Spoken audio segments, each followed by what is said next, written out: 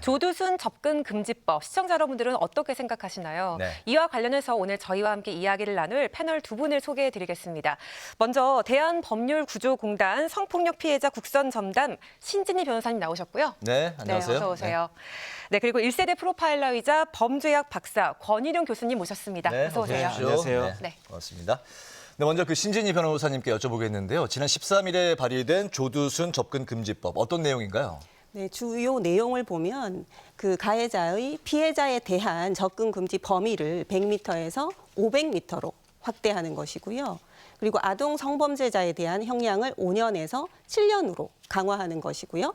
수사와 재판 과정에서 진술 조력인 제도를 도입하고 그리고 약물이나 음주에 대한 감경 규정을 완전히 폐지하자. 이런 내용을 담고 있습니다. 아, 그렇군요. 네. 네네. 조두순 출소 1년을 앞두고 이 법안이 발의된 또 특별한 이유가 있을까요? 네.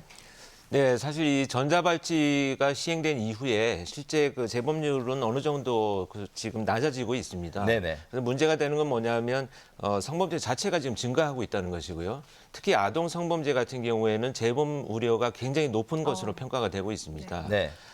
특히 조두순 같은 경우에는 제가 이제 현직 프로파일러로 근무를 할 때 직접 만나서 면담을 하고 분석도 해봤었는데요.